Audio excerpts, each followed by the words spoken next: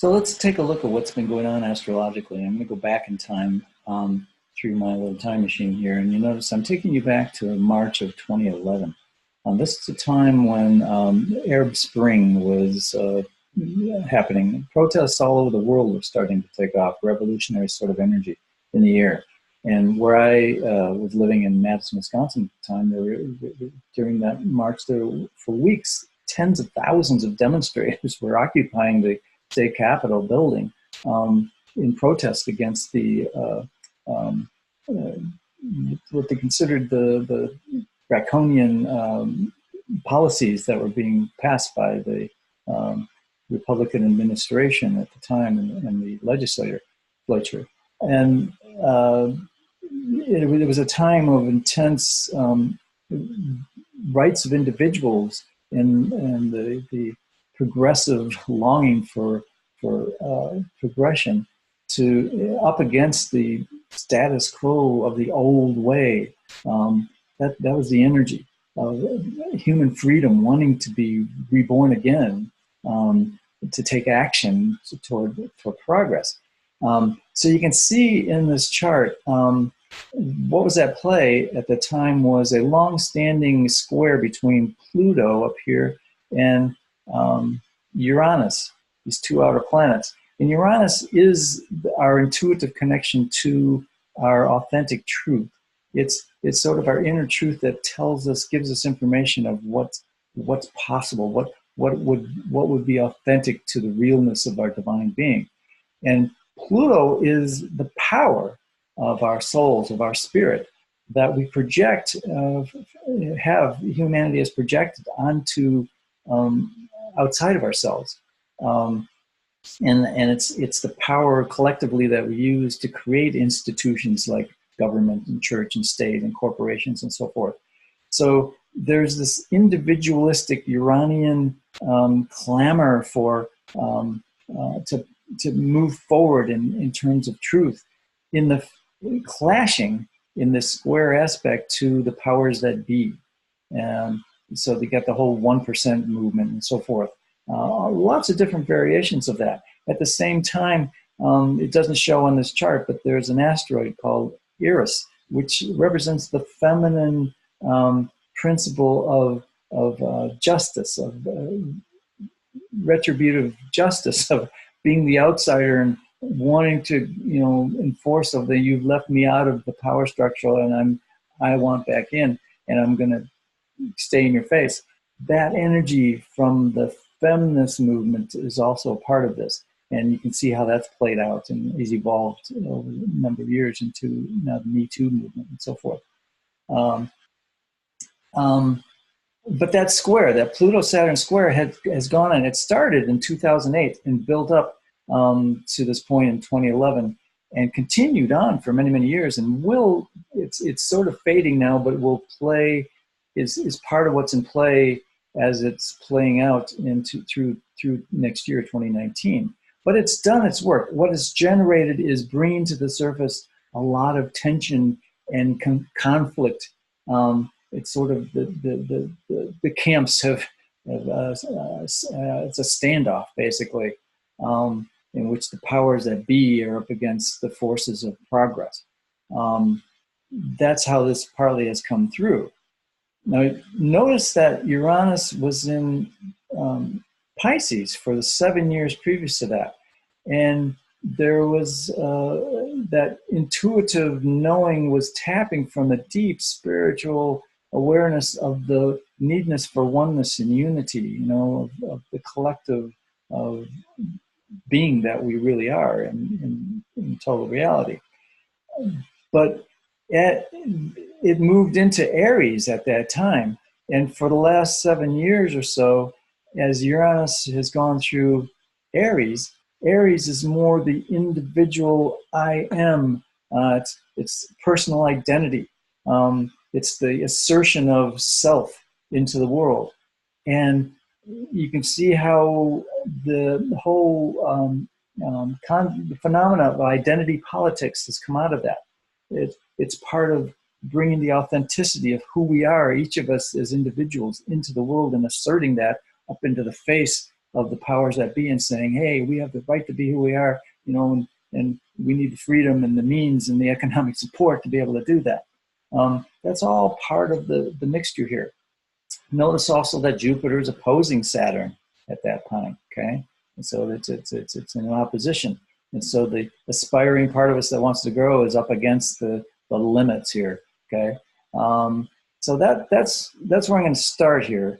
And notice in this time machine that I have here, I can move forward and backward in time by months, years, minutes, you know, whatever I want. So I'm going ahead a year. And notice as I do how Uranus is moving through the sign of Aries, and until we get to last May 2018. It's starting to reach the end of Aries here, or that's March actually. And if I switch to months and go ahead a couple months, you see it's just hanging on to Aries. And then as we go into June, it actually, Uranus comes into Taurus, okay? So there's a shift here. There's also relaxing of this square between Uranus and Pluto. That tension is starting to ease. And as Uranus moves into Taurus, Taurus's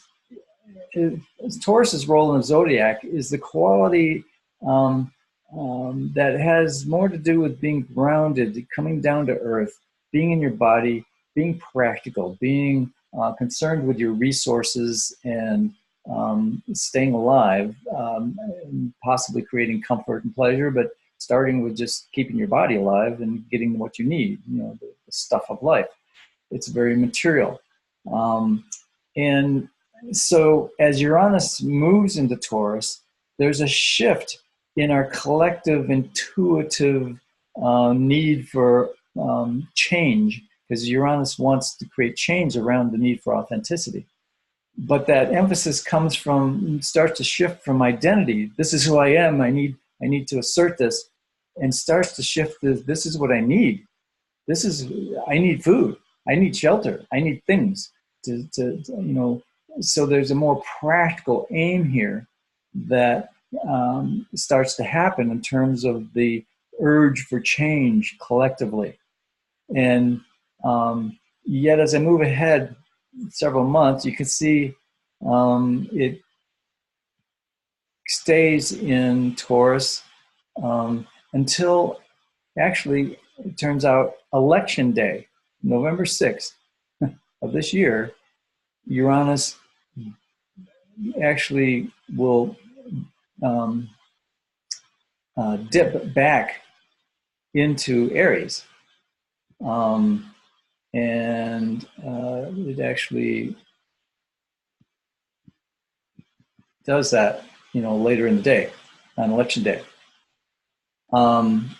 So that goes on for another 4 months into March.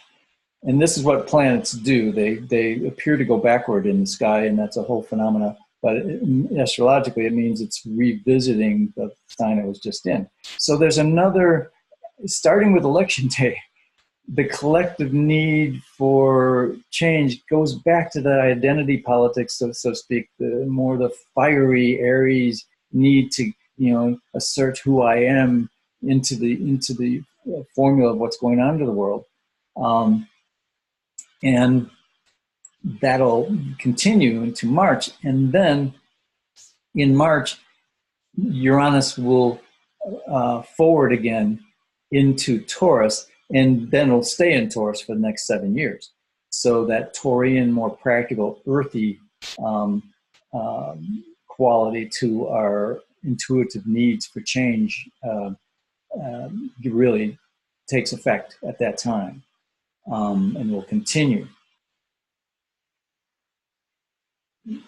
You can imagine that, you know, on the ground, you know, real life, but not astrologically, but just looking at how things play out. If the Democrats take the House and maybe the Senate, you know, there'll be an initial urge to want to do something with that power, to regain power that aligns with more the past politics that has been more about asserting our identities.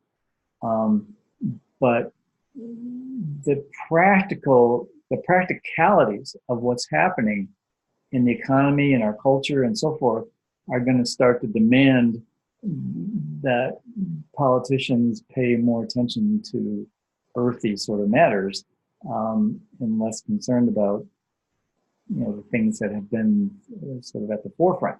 It's a shift in terms of practical needs that starts to address austerity on the physical level, and the crises of environmental disasters on the physical level that start to supersede the needs of individuals as in terms of our aspirations as individuals. So we're looking at the chart of election day, and notice there's this nice grand trine here between Jupiter and Chiron and North Node, and I'd love to go into that, but there'll be a distraction right now. But there's a harmonic balance there that's in play on election day for the collectivity of the voters in America and across the planet, actually. And there's a balance between Saturn, which is sort of the realism factor that we have addressed, and Uranus, which is this urge for change, for intuitive, knowings, of authenticness. And so there's a little bit of balance there in terms of the consciousness of people as they come to the voting box. But there's also a sort of challenge here between that intuitive knowings and the North Node, which represents the soulful direction of humanity. And there's an imbalance there that can be create a distortion in terms of perceptions. Again, I don't have time to really flesh that out, but just an interesting sort of perspective there. Now, as we continue to go forward in time, you can see by March here, Uranus goes into Taurus and stays there for quite a while. Well, what's the implications of Uranus going into Taurus for 7 years? There's what it means is Taurus is by nature resistant to change because it's the most dense, solid part of the zodiac.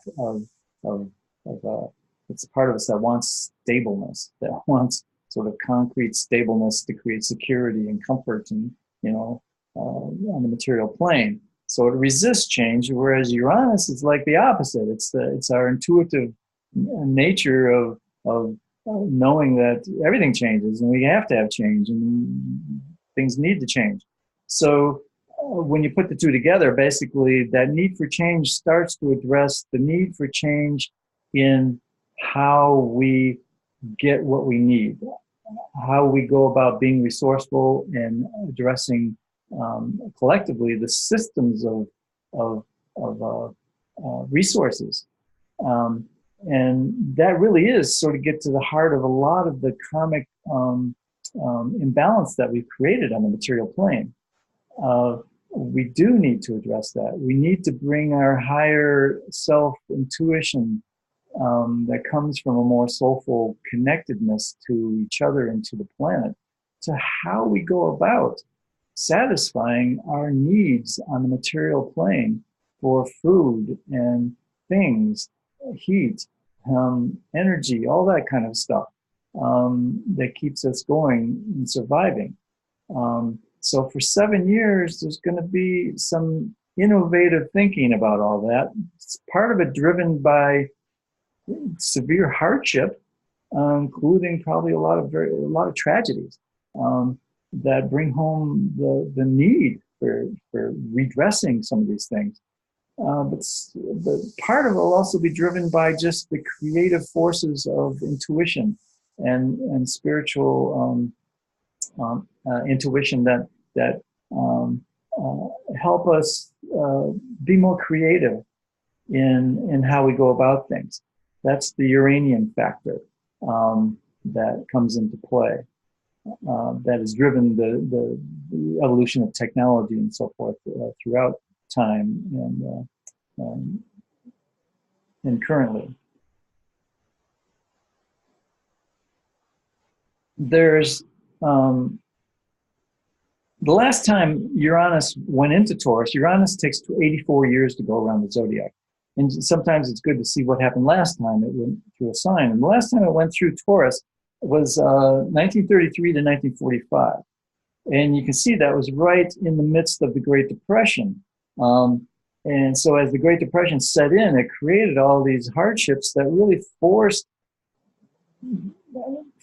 people collectively all the way up into government to redress the things that were wrong, that weren't working, that were creating difficulties for people.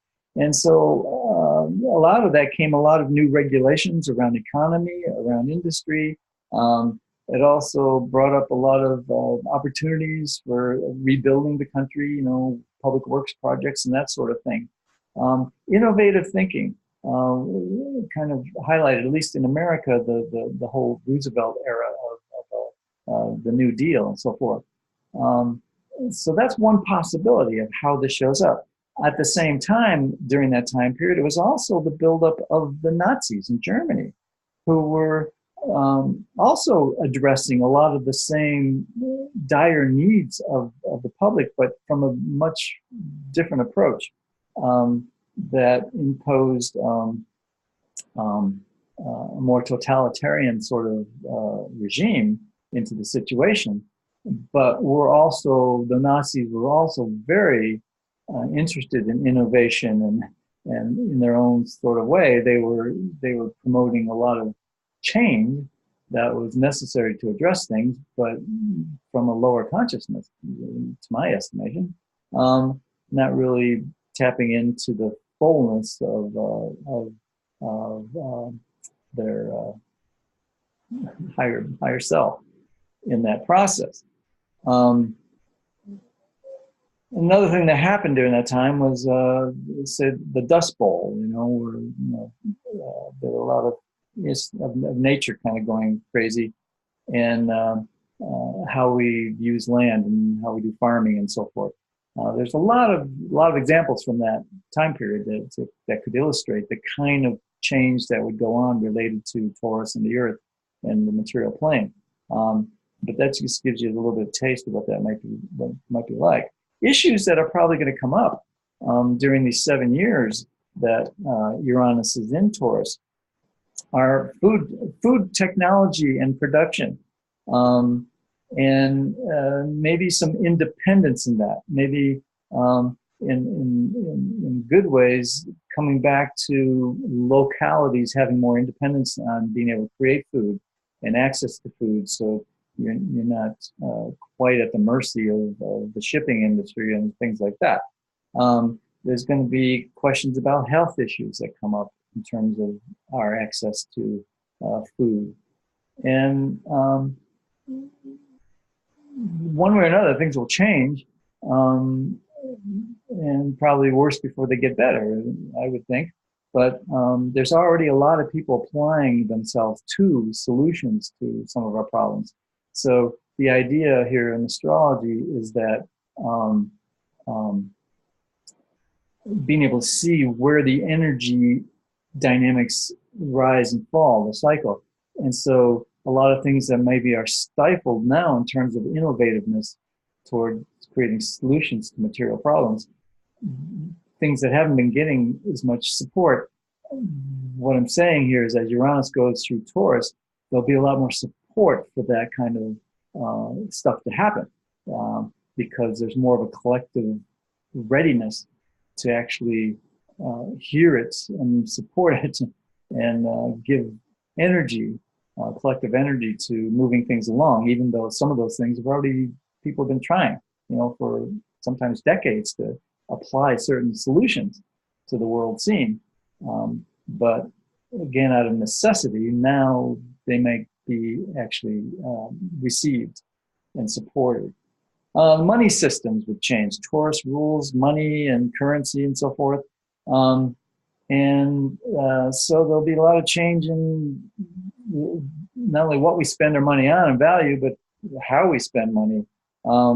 Microchip implants into our wrists, that's already happening. So that currency actually maybe go out of style. Or there's cryptocurrencies, all sorts of sort of technological, innovative ways that the whole realm of our material, resourceful exchange of commodities will happen. Um, on the other hand, in a more dire way, half of the world's population has no bank account. Half the people in the world have no bank account. So it's not like they have this pool of resourcefulness that's sitting there supporting them. 7% of the people in the United States have no bank account. 250 million children in the world are not even registered as having been born. So if you can imagine, if we go into a system where currency is no longer happening, if you're basically, your wealth is tied into your identity, being a registered person. If you're not even registered with the state as being somebody, then you have no access to anything. That's sort of a dark version of how these things go. And I think historically we can see that there's a mixture of how this stuff shows up.